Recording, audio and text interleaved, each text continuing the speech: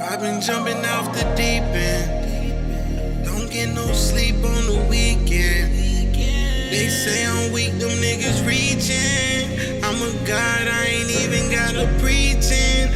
Watch me ball, cause these niggas ain't got no defense. I've been sinking my shots from the deep end. With them sharks in the water, yeah, them demons. Ain't talk to God, I think I need to repent. What's good? It's your boy Souja Sam here with episode number 3 of Gualla Talk. Gualla Talk Podcast is a podcast where we show love to great people doing great things. And today I got a legend with me today. His name speaks for itself, Banky Pound. He did a life sentence, 33 years, correct? Absolutely. Yeah, he did 33 years, and he's doing some great things now that he's been free, and we gonna talk about some of that stuff. You got anything you want to say to the people about something they should know about you? My name is Banky Pound. You can catch me on my YouTube channel, Banky Pound, and stands for positivity. Everything I do is about positivity. I got a motto, say, feed the positivity, starve the negativity. So that's what we're about over there. We just trying to keep everybody encouraged, keep everybody motivated, and pushing forward. I did 33 years in prison. This month would be my 1-year anniversary of my liberation. So I'm just out here trying to get my life back together and trying to help some other people keep theirs together. Okay. That's super dope. Since you've been home, we can see that you've touched a lot of people with your story. How does that make you feel? Oh man, that's amazing. Sometimes it's overwhelming. Because I look at my situation. For 33 years where I come from, your voice is unheard. So I've been speaking for a long time. Just want nobody listening. So to get out here and to be this well received by so many people is amazing, man. Shout out Team Banky Pound too, man. I got almost 28,000 subscribers on my YouTube, man. So that's amazing. Every morning I wake up, man, I just feel thankful and blessed, man, that so many people understand my struggle and resonate with my struggle, man. And that's overwhelming sometimes, but it's a blessing. Let's talk about your upbringing. Where are you from, first of all? I'm from D.C., but I lived in Virginia. I got locked up in Virginia. I lived in Virginia the latter part of my years. I got locked up when I was 19, going on 20. So, I'm originally from D.C., but I was, between D.C. and Virginia. Okay. And what year did you get locked up in? I got locked up in 1987. 87. 2 years before I was born. Wow. Yeah, that's amazing. What in 1987? Your style had to be different. Like, when you got out, what was the culture shock as far as the style and dressing? Man, the style, I don't know. Styles for real, whether you know it or not. Most styles they just reinvent it, man. They just come back around. Most things that y'all got in style, they still in style today. Or that we had in style, they still in style for y'all today. I was looking at some on last night, I believe, on I think it was something about Biggie, documentary about him. And I just was looking and I was tripping because I got this Gucci chain that somebody bought me that I'm very thankful for. But I seen on there that they was talking on the documentary about how popular this exact same chain was, and this was in, the 80s. In the 80s, you know what I'm saying? So since I've been wearing it on my YouTube, people saying, oh, you got that old chain on, but you know what I'm saying? I say it's new to me, you know what I'm saying? But things just evolve, it comes around, it be the same thing over and over again after a certain amount of time. The dress and all that be different, be the same, but the stuff that was shocking to me out here, like, the cell phones, the technology, that's amazing, you know what I'm saying? The whole world has changed and evolves around cell phone, you know what I'm saying? That was an impossibility back then when I was coming up. How long did it take you to adjust to the cell phones? I'm still adjusting to the cell phone. I'm still adjusting to it, right? In some aspects, it's a lot of stuff about the phone I don't know that I need to go ahead and break down and learn, but I just be, using the functions that I do know. But every now and then, just even last night, I called my son and asked him about how to do a function on the phone. So, you know what I'm saying? Shout out Hollywood Trail too, man. Yeah, big shout out to my brother Hollywood Trail. Man, big shout out to him, man. He doing a whole lot of stuff, man. Yeah. And he's responsible for a lot of stuff that I'm doing. He give me a lot of advice, man. Shout out to dude. Yeah, that's my dude there. And I had to call him and get some advice on him last night about how to create a function with the phone, because like I say, all this new technology is new to me because they didn't have that in there. You know what I'm saying? We had access to computers when you took certain classes, but the computer was limited and what they allowed us to do was limited. So I ain't really have no, knowledge about really how to use all this technology, especially the computer. I got a computer now too, a laptop, which I'm working with it. You know what I'm saying? I'm working with it, Yeah. Okay. So 33 years, that's a long time. And judging by the way you present yourself, the way you speak, and that you have maintained some kind of positive mind frame or strong mentality, how did you do 33 years and not let it break you? Oh man, every day. You had to do that every day. I tell people, man, I had to wake up every day with a frame of mind like, today just gonna be better, man. Today just gonna be one day closer to me, getting out. Today is gonna be a positive day. You got to tell yourself that over and over and over again. And then you can wake up and have a bad day, which 8 out of 10 times you going to have one, but you still got to tell yourself the same thing. Tomorrow gonna be better, man, because like I say, everything starts with a mindset. Mm-hmm. If you got a mindset that you're gonna survive, you got a mindset that no matter what comes at you, you gonna endure it and you're gonna keep going. Then that's what you're gonna do. And then when your back is against the wall, that's what you got to do. You got to put 10 toes down, man, and face whatever coming at you. Right. So I had no choice. The options is survive or die. So when you face with that, it only lets you know what you really are capable of doing anyway. A lot of people say adversity, man, when they say you see what a person made of when adversity comes, but I say that too. Adversity reveals character. It reveals your character when you're in a tough situation. It's easy to shine and floss when you're on top of the world, but what you gonna do when when you're not? Mm-hmm. That's when you see what a person's character is made of. So, like I say, man, I didn't do it by myself, man. I just had belief. I had support from my family. You know what I'm saying? My belief in a higher power that I knew I was gonna make it through the situation no matter what. So I just kept that in my mind, and I just reinforced that in my brain every morning that I woke up. I ain't had no other choice. Mm. Wow. What did you do to pass your time? Oh, I used to box in there. Until they took it away. They took it away like in 2006. So that was my passion. I like to box in there. It allows me to get a lot of frustration off my chest. Mm-hmm. It allows me, the byproduct of it was you stay in shape, you stay active, you stay motivated. You got something to do every day. Every day, this is like out here in life. Every day you wake up, if you got a purpose, if you got something to do, then your mind is always working. So if your mind is always working, man, you're always in motion. You got to stay in motion. And that's what I did when I was boxing. I woke up, I work out, I go run, then I come back, I work out some more, I go train, I go spar, I jump rope, I study boxing, I read about boxing. I did that. That passed a lot of my time. I did a lot of reading. I can't even tell you how many novels I read.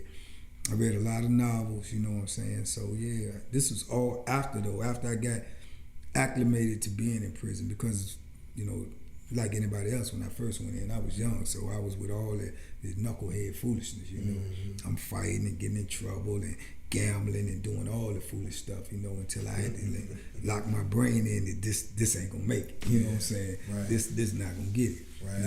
I got a couple friends that's doing that right now, and I'm just wondering when they're gonna actually mature and grow. It's like they still think they in the streets. Yeah. While they locked up. No, it ain't like that, man. People will tell you that they're giving you a false reality. You can get in there and you can get caught up in all that foolishness, and it's just like what we was just sharing a little while ago when I was telling y'all, like, later on today I'm going to a dude that was locked up with me. I'm going to his art show. He got an art show because he was an artist in there. Now he done came out here and he's putting his talent on display for the world to see, which is an amazing thing. So I'm gonna go support him. But with that being said, he came in prison with 5 years.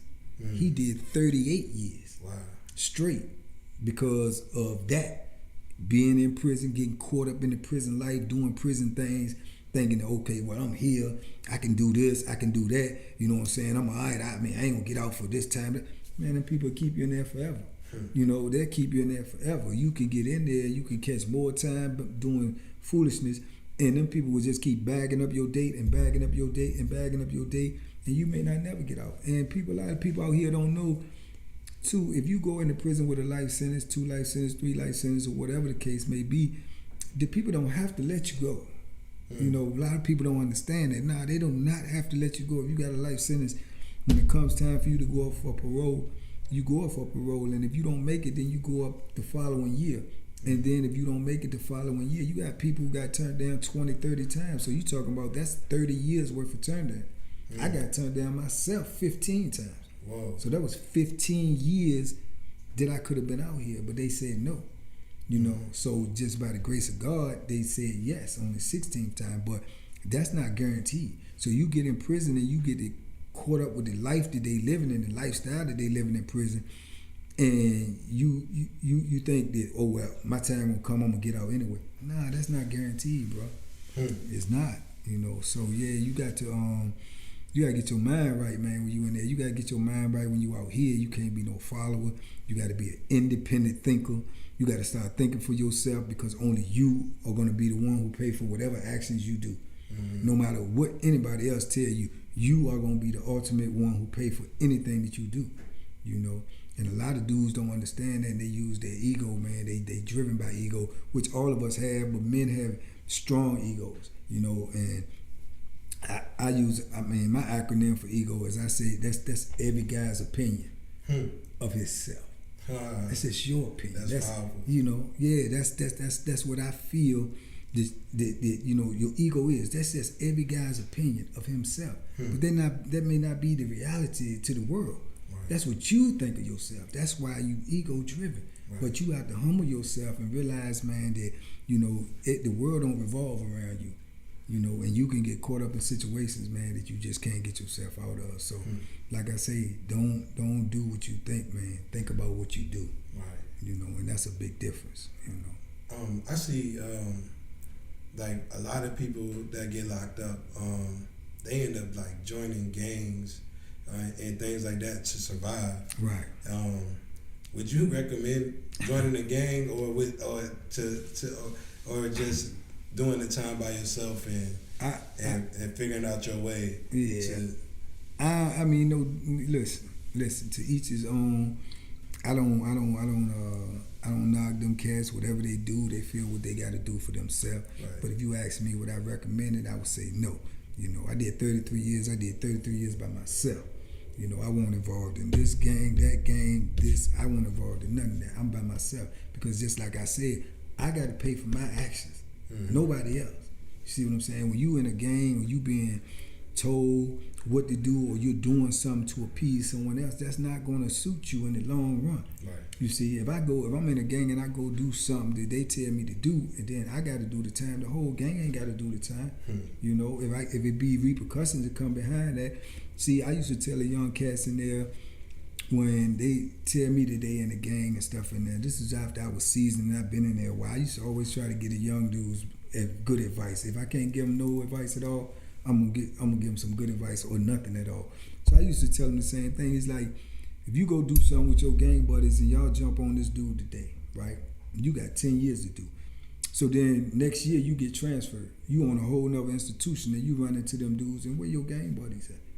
They not with you. Right. You gonna have to pay for that. So like I say, every action there is a reaction. So everything you do, you're gonna have to pay for yourself. If you went to prison by yourself, then you do your time by yourself. So I wouldn't recommend you getting in no gang. I wouldn't recommend you getting involved in gambling. You know, if you drinking or smoking or whatever before you go in, that stuff is available for you in there. But I wouldn't even recommend you do it because it's like 10 times higher the price than it is out here. And like I say, it's a price to pay for it too. Ain't nobody giving you nothing in prison. Everything you get, you got to pay for one way or the other. So I wouldn't recommend none of that. I would recommend you go in there, you do your time, man. You try to get focused. You try to become a better person than you was when you went in there. You look at your mistakes. You try to figure out what's the best path for you to become a better man. And you use that time to do that. And, if you're really serious about it, that's what's going to happen. That's what's going to happen. But I wouldn't join nothing, man. I would just be working on myself, What advice do you have for the younger generations of people that glorify prison time like it's a rite of passage? Man, let me tell you something. That's the worst thing. When I actually, like today, this morning, I stopped in a barbershop and I was going to get a haircut in a barbershop that I had never been in before. So I was talking to them because they was taking by appointments and stuff. So I wasn't able to get one, but they started talking to me. And I got my little cards about YouTube and I passed them out. And they was like, oh, okay, well, what's your platform about? So I was telling them it's about positivity, this, that, and the third. But after that, they want to know where is this coming from. And I tell them I was incarcerated.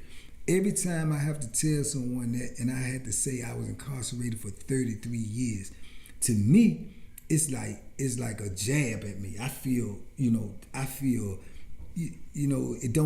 don't even feel good saying that. You see what I'm saying? So it's no badge of honor that I did 33 years. It's no badge of honor that I survived 33 years. That's a blessing that I survived 33 years because I know a lot of people don't. And the ones that do, I know they don't survive mentally. So it's just a blessing for me to be out here and to be able to have my mental faculties, my physical faculties. But it's definitely not a badge of honor, man. 33 years, do you know if I've been out here now, this month is my 1-year anniversary, and the things that I'm trying to accomplish and get going right now. Can you imagine what I could have did in 33 years? That's life wasted, man. Right. That's life wasted. So whoever's saying it is a badge of honor is foolish. That's foolish thinking, man. That's foolish thinking. Listen, I tell people all the time, time is the most valuable commodity on earth. And I used to ask them young dudes that had questions and stuff like, what's the most important thing in this world to you? And 9 times out of 10, a person will say, oh, my mother, my father, my kids, this, that, or the third. It's not. It's time. Because if you take time out of that equation, none of those other things exist. If you run out of time right now, what good are you to your kids? What good are you to your mother, your father? Nothing. So time is the most important commodity on this earth. So when we choose to waste that time, like being in prison, because that's the most obvious place where you just wasting time, because you being removed from everything that you love and everyone you love. You see what I'm saying? So you sitting there just wasting time. So how could that possibly be a badge of honor? You giving away something that you don't even know what you have left. Who knows if they're going to live the next 30 years or the next 30 seconds? So how could you afford to get that away? If somebody asks you for some money, would you give away your last if you don't even know where you got any coming in? Right. And you talking about your life. You giving away parts of your life which you don't even know what you have left. I could have did 33 years and walked out here and got killed in 33 seconds. It would have all been for nothing. For nothing. So now it's never a badge of honor, man. It's a learning experience, man. It's something that you should take and try to do what I'm trying to do. Give that knowledge to somebody else before they make that mistake, before they make that wrong path. You got to, like I say, you got to think about what you do. Do not do what you think. A lot of things may come across your mind, but you got to think about what you do. Don't do what you think, man. I like that. Yeah, you got to stop and pause, man, before you make an action, man. Because like I say, life is precious, man, and we don't know what we got left on this earth. We don't know it all. Right. And look at all the crazy stuff coming. Now, when I came out, this corona thing was just started, and people was even crazy enough to be saying to me, man, you came out at the wrong time. When is the wrong time? I've been gone for 33 years. You know what I'm saying? I would have came out here in the plague. Yeah. You know what I'm saying? When they opened them doors. So, Like I say, I don't know what tomorrow brings, but I know I try to live my life today and just be thankful that I'm out here, man. I'm out here with my son, I'm out here with my daughter, I'm out here with my grandkids, my mother, my family. And to me, that's good. That's good. I'm good. If that's all I ever have in life, I'm good. You know what I'm saying? Let's talk about that. The reconnecting with family. Like how was that? Oh man, that was amazing, man. That was amazing. It's a lot that I experienced this year, man, that I hadn't even experienced in life, man. It's just like Trail, man. You know, I have 2 kids, you know, Trail and my daughter Shaquinta. And the crazy part about it is they had never even actually seen each other physically. You know, and I was able to make that happen. So that just was, you know, that was something that touched my heart. I was able to make that happen, man. Me and him went to her birthday party, and you know, they was able to, you know, actually be face to face. So that was just a beautiful thing, man. And like I say, to see my grandkids, you know, I had seen them, but I had never seen them, you know, in the free world. So to be out here and to see them in the free world, you know, it was a beautiful thing, man, to actually be out. I had seen Trail like visit me before, but to actually be out here in the free world with them, to spend time with them, to go places with them, to eat, you know, laugh, joke, have fun, you know, watch them work. I watched them shoot videos, you know. All those things is amazing to me, you know what I'm saying? It's amazing to me. It's their everyday life, you know what I'm saying? But to me, it's amazing, you know what I'm saying? You get to see it from now you're not just hearing about it, you get to actually I get to actually see it, you know what I'm saying, and be a part of it. You know, when you're on the inside like that, you know, like I say, everything going on, you get secondhand. You don't never, you know, everything, you gonna get the after effect. You're never gonna be right there when it happens. You always gonna have to have the after, or try to create a visual in your mind. So to actually be here, man, and to be able to experience these things, to be around my mother that I had seen for years and years and decades, man, just coming in the visiting room, to be out here, that I can hug her, I can see her, I can sit in, I can eat her food, I can talk with her, I can laugh with her. It's an amazing thing, man. These are things that had crossed my mind doing 33 years that I may not never experience. You see what I'm saying? But I'm blessed enough to do it, so I just enjoy it every day, man. Those are the to me, that's the real currency of life. Absolutely. Is love and family and all of that stuff. Like, absolutely, there's no dollar amount that you can put on those moments. And you said that so poetically, because I used to use that as an analogy as well too. You know what I'm saying? I used to say love is like, you know, X squared, love equals time. What you love is where you spend your time. Right. Why do you think it's so important when people want to be rich, they want to be millionaires and billionaires? What is the greatest perk to being a millionaire and a billionaire? The greatest perk. Freedom. Is to be able to do what they want when they want. That's the greatest perk. If I'm a billionaire, I don't have to get up and move on nobody's time but my own. Right. I'm never gonna be in a position that I don't want to be in because I don't have to. Right. I ain't never got to go around nobody I don't want to be around. I ain't never got to deal with nobody I don't want to have to deal with because I have that luxury. You see what I'm saying? And you can best believe you never gonna find a billionaire hanging at a place that he don't want to hang. Right. Because he don't have to. Nope. You see what I'm saying? So he spend his time with where he loves. So love equals time. Somebody tell you they love you and they ain't, you know, that's verbal. But where's the physical? Where they ain't showing it to you? If they love you, they gonna want to be around you. They gonna want to be with you. They gonna want to help you. They gonna want to see you doing good. They gonna want to laugh with you, experience things with you. Right. Because they love you. You know what I'm saying? So that's what real love is. Love equals time. So you right. Time, you know what I'm saying? Time is the currency of love. That's what it is. You spend it, that's like you spend your money. You ain't gonna go buy nothing that you don't want to buy. You know what I'm saying? Right. Unless you paying a bill or something like that. But when you got the choice to spend your money, you spend it where you want to, right? Right. So if you love somebody, that's where you spend your time. Speaking of which, when you came home, what was the first thing that you did? First thing I did was hug my mother, man. I hugged my mother, man, and I was just so happy to be able to do that in the free world, man. We was riding home together, man. We was riding home. I was calling everybody, you know what I'm saying? I was calling people and talking to them and everything. I surprised my daughter. I rode up on my daughter and surprised her. She didn't know. I called my grandson and told him I was coming over there to make sure that he opened the door. It was gonna be me, so I surprised her. I'm glad she ain't had a heart attack, you know. So I did the same thing with Trail, you know. My sister called him over there and told him to come over there. He didn't know. He knew I was coming home soon, but he didn't know the day. I was there.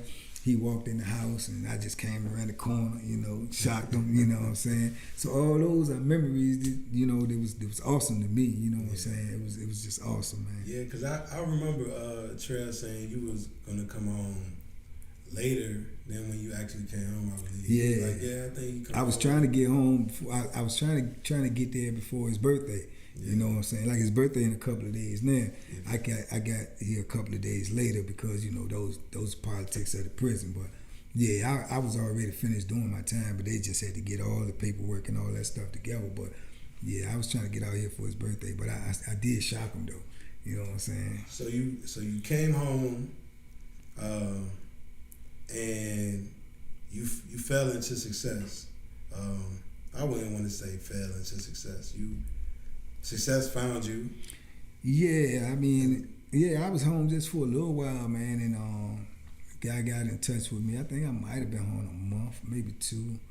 And a guy got in touch with me, wanted to do an interview with me on the After Prison show. Shout out Joe.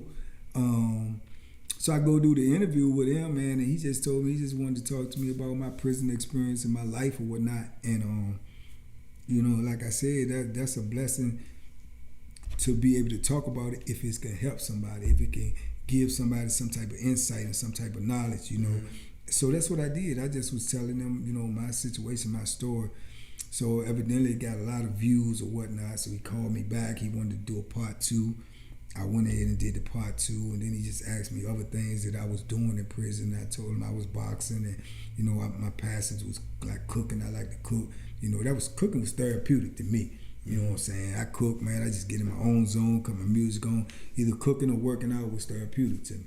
So he said, man, well, we should cook something. So I cooked something, and I cooked a piece of the way I make it in there, and it got 1 million views. So Whoa. Yeah, it got like 1.3 million views to date. I think it's like 8 months old. So you came home from prison less than a year ago, and you've already touched over 1 million people. Yeah, that was amazing to me too. I really wasn't comprehending that, like I still can't comprehend it. That like actually 1 million and some people like watch me cook some food. So what advice do you have for somebody coming home from prison on being successful? I just be authentic, because it was easy for me to do because. Everybody kept asking me like, "Won't you weren't nervous being on camera or whatever?" And I was like, "No, I'm just talking to one dude, just like I'm talking to you now." That's how I looked at it when I did the interview with him. I was just talking to him. I've been around dudes for the last 33 years, 365 days. That's all I do is talk to dudes. You know what I'm saying? So I'm just being myself, and it was easy to be able to tell the stories that I was telling because I wasn't doing them, but remembering something that I've already experienced. I didn't have to make nothing up. I didn't have to think hard about nothing because it's already in my memory, man. These is actually events that I actually lived. Right. So I don't think I could tell a person that's coming home, just be authentic, man. Be yourself, believe in yourself, have confidence in yourself, man, and just do what it is that you like to do. Do what it. I didn't even think that this wasn't even on the table for me when I came home. It wasn't even a possibility. Like I said, I didn't even know what YouTube was. Right. My plan, I didn't even know what it was. And true story, I actually, when they used to say YouTube, I actually thought it was like a U, spelled like with a U too. I didn't even know it was a word actually spelled out. That's how green I was to what YouTube was. So, like I said, you never know what you might do, but if you stay true to yourself, then whatever you're supposed to do gonna find you. My plan was to come out and try to get me a gym, and teach little young kids how to box and give them life lessons at the same time. My idea was, you ain't really got to pay to come in this gym and learn how to fight. Your tuition is gonna be you gonna have to learn these life lessons, right? And you gonna have to be able to repeat these life lessons to me that I tell you. And if you're not remembering these life lessons and being able to regurgitate it to me, then you gonna go find you another gym to work at. You see what I'm saying? Because I believe without a doubt, if you catch kids when they're young, man, I believe it's the information that you process in them, man, that turns out how they're going to be. It's no coincidence to me. See, that's one of the perks of being in prison, which is not many. But one of the many perks of being in prison is you got a window view of the world. I can just sit back and watch how the world is running and what people is doing out there because I'm not actually a part of it. So when you look at it from that perspective, I used to look at people, you can look at the world today, almost every people that you can name that's successful in any genre that you could think of, you can trace it back down to they was taught when they was a kid. You know what I'm saying? It had something to do with it. It's just like when we in the poverty, a lot of us in the ghettos and stuff, we go to drug dealing or we go to stealing and robbing because that's what we are around. But if you take and look at all the successful people, look at how there's no coincidence that they successful. It's by design. Kobe Bryant, his father played in the NBA. Right. Peyton Manning and them, their father played in the NFL. Right. Mayweather, father was a boxer. You know what I'm saying? It goes on and on. It's almost like that saying, what they say, the community, you're a product of your environment. You're a product of your environment. So why can't we turn around and teach our kids when they're younger success? We could teach them success. We got to teach them. You got to breed them from when they're young to be successful instead of yelling at them, screaming at them. And see, one of the main things that I know when I was growing up, and it's been passed down from generation to generation to generation to generation. Parents tell you, look, do this, do that, do that. But they never tell you why. When you ask them why, they say, because I said so. We got to stop saying because I said so and tell them why. Yeah, see what I'm saying? That's my stance as a father. My son, when it's happening right then, I correct it, and I might send him to his room.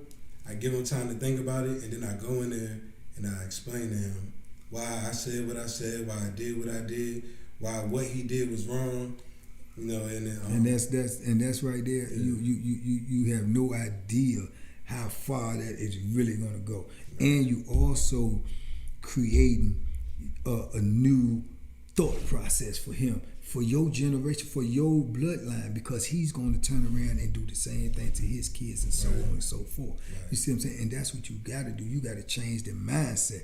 I got a piece of philosophy.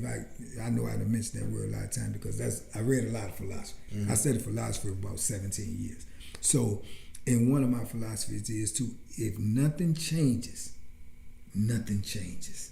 You see what I'm saying? So you got to change something if you want something to change. Right. You can't keep doing the same thing and expect something to change. If nothing changes, nothing changes. That's insanity. Yeah, you changing the culture now by the way you treating your kids. That may not have been the way you was treated, but it's because that ain't the way your parents was treated. Right. And so on and so forth. So you got to change the culture. Right. You know, and when you do that, you're going to start seeing more success. And you're going to change your whole bloodline, man. Right. There's a lot of things. Sometimes I'd be like, man, I wish my mom would have did this with me, or I wish she would have showed me this, or my dad would have done this. But what I had to realize is they did the best that they could do. That's right. With what they had. But they did it different from where their parents did it. And it's up to me to do all those things that I wanted my parents to do, is like take my passion seriously.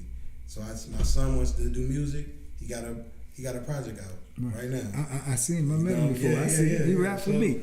Yeah, so that's what he wants to do. He's 6 years old, and I let him come down here and watch us record songs and all of that. He soaked all of that in, man. Yeah. Be the change that you want to see. You know what I'm saying? Be the change that you want to see. You know what I'm saying? And that's the best way to live life, man. You be the change that you want to see. And like I say, man, you can't, my parents, your parents, whatever, they did what they knew. You know what I'm saying? They did what they knew with the information that they had. Right. You know, now when we got new information, then we got to use that information. Right. You know, so yeah, that's a good thing you're doing with your kids, man. Right. Like watching your YouTube videos, man, you come up with some creative ways to make some what looks like some delicious food. Oh, it's delicious. It's most definitely delicious. It looks delicious. Pure deliciousness, they'll tell you. Yeah. But yeah, man, because when you was in there, and it's the same thing, like I say, you have to be creative. And me, I'm the type of guy, I'm a visual learner. So I can watch somebody make something, and then I can look at it and tell how I can make it taste better. Right. And that's what I used to do. And I used to actually watch cooking shows and stuff like that as well. So yeah, it's a lot of creative ways in there to make things, man, and to make food, man. And there's a lot of things that people have never eaten, and if they ever had a chance to eat, they would be amazed at how good it tastes, and you know the way the food, you know what I'm saying, it comes out. They just be amazed because it's nothing that they ever tried before. Right. But you know, yeah, I have a lot of experience in that cooking, so I got a lot of different recipes, man. But most definitely, it's I enjoy it, man. Like I say, it's therapeutic. A lot of people be asking me, well, why you cook all of that on your channel, man? Why you don't use the stove and this? I said, because I ain't had no stove in there. Right. It ain't like I can't use a stove. I fixed food for Trail on the stove since he been home, and he loved it. You know what I'm saying? Right. And I can cook on the stove, but I do that to show them what you have to do when you in there and how you can be creative in there. So that's why, you know what I'm saying, I do it like that. But yeah, I most definitely like doing it. So what's next? I can see a whole bunch of different things you can do with your brand. Like, you can have a restaurant. You can have, I can see a whole lot of different things. Yeah. Like you said, a gym. I definitely got the gym on my bucket list, man. That's something that I want to do. That's my passion. But yeah, I'm open to all opportunities that may come to me, man. You know, I don't lock myself into nothing. Like I say, I just let God bring me what He gonna bring me. Mm-hmm. You know, let God bring me what He gonna bring me. I'm like I say, I'm happy just being out here with my family, man, and being in the free world. You know, like I say, coming from where I came from, all of this is bonus. Right. You know what I'm saying? It's bonus. You know, this is 1 year right here, so the sky's the limit, man, and that's how it is for everybody. You know, like I say, just follow your passion, man. Don't get caught up in what somebody else doing. Just do you, man, and be authentic, and people will receive you as such, man. And right. I'm just thankful that that's what happened to me. Right, man. Your story is really inspiring, because like now in today's time, it's like people they seek attention in negative ways, and your story to me is proof that you don't have to put on an act for people. You don't have to get on the internet and disrespect people to be noticed. You can, like you said, just be authentic. Yeah, absolutely.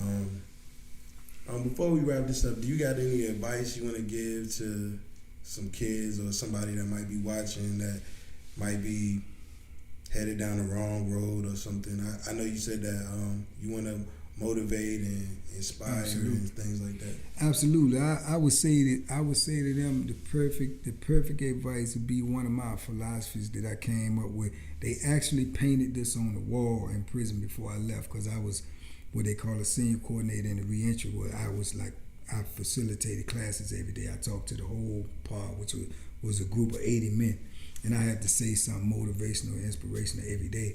So I came up with my own sayings and my own quotes and stuff. And two of my philosophies was painted on the wall before I left, because they felt like I did such a good job. Now that's something that I'm proud of about prison. You know what I'm saying? And one of them would be the advice that I would give to them, and that is this: don't pretend to be who you don't intend to be. Do not pretend to be who you do not intend to be. That's my philosophy. Because you get out here and you get to acting like you say, being your authentic self. If you putting on an act for yourself or for somebody else, it's never gonna last. Because eventually you're gonna have to come back to being you. Right. So be yourself, man, and let people receive you as yourself. When they receive you as yourself, you know it's authentic, you know it's real. Right. You know. And my other philosophy was, we was in prison, but it's the same thing out here, is to do what you gotta do in here, so you can do what you wanna do out there. Right. But it starts right here. Right. And that's the same thing to these young cats out here. I would tell you, do what you gotta do now, so you can do what you wanna do later on. See what I'm saying? Because selling drugs, robbing, stealing, shooting, all of that ain't gonna get you nothing. It ain't gonna get you nothing but either in penitentiary or in the graveyard. That's a fact. You know what I'm saying? People can say that's an old cliche, but that is a fact. See what I'm saying? It's the law of attraction. That's right. And if you turn around and apply that same energy, that same hustle into something legit, guess what? When you become successful, they can never take it away from you. They can never take it away from you. If I gain $10 million by selling drugs or doing whatever it is that I'm doing, and I get a 4, 5, 10 year run with it, and they come take it the next day because they can, just like that, it was all for nothing. But if I do that the hard way, the successful way, you know, hone my skills, practice, study, do whatever it is I have to do, and obtain that the right way. No one can ever take that from me. Right. You see what I'm saying? So that's what I would say, man. Put your efforts into something that can't be taken away from you. Put your effort into something that's going to bring you what you want out of life. But you got to do it now. It ain't nobody in the NBA. It ain't nobody in the NFL. It ain't nobody in the movies. It ain't nobody in a position that we call ourselves looking up to just got there overnight. They started years when they was young. Right with what you at right now, you got to start years now putting in that work, and then the success will come later on. The people we just seeing the byproduct. We seeing the end result. But them people put that work in. They did what they had to do to get where they at. Ain't nobody wake up and go to the NBA. Right. Them people been dribbling the basketball, man, since they were 4 or 5 years old. Right. So you got to take that in consideration when you trying to get fast success, which is another one of my pieces of philosophy. When I say success, my idea on success is this: you cannot take the elevator to success. You got to take the stairs. If you take the elevator to success just as fast as you go up, that's how you coming down. But when you walk them stairs, no matter how long it is to get to the top, when you get there, you earned it. You know, so that's what I would tell you out there, man. Don't go for the fake out. Believe in yourself. Believe that you got enough fortitude in yourself and enough ability in yourself to get whatever you want to get out of life without taking a shortcut. You know? I think the world needs a Banky Pound book. Oh yeah, I'm working on it. Yeah, I'm working on it. I'm working on it. Yeah, that'd be super dope. Yeah, I'm working on it. You say so many things that is like, man, with my pen and paper, I need to write some of this down. Like, yeah, I actually used to do that. I used to be just reading philosophy and come up with thought processes, and I take and try to analyze what I read, and I used to just write down stuff. I used to have whole boxes full of scribbled paper and stuff, man. Right. So, yeah, but that's how you learn, though, man. You listen. You got to listen to learn, man. You know, you got to listen to learn, and that's what I learned when I was in prison, man. I used to always never want to take advice, you know, which is crazy too, because almost everybody in the world needs advice, but don't nobody want to hear it. Right. You know, so I just started listening, man, and I used to listen to older dudes, and I used to look at other people's experiences, and I used to try to take from that, man, and just put it in a perspective that I can understand it, in a perspective that I could use it in life when I had to use it. So, you know, that's how you learn, man. Don't never be afraid to listen, man. And then no matter what, whatever you heard, if you don't agree with it, then you just discard it. But if you do, take something out of it. If you get something out of it, take something out of it and use it in your life. Okay. Anything you want to plug in? Yeah, man, I would like to say, man, go check out my channel, man. Banky Pound channel on YouTube. Check out my Instagram, Banky Pound on Instagram. And I got a joint venture with the dude Joe Guerrero from the After Prison Show.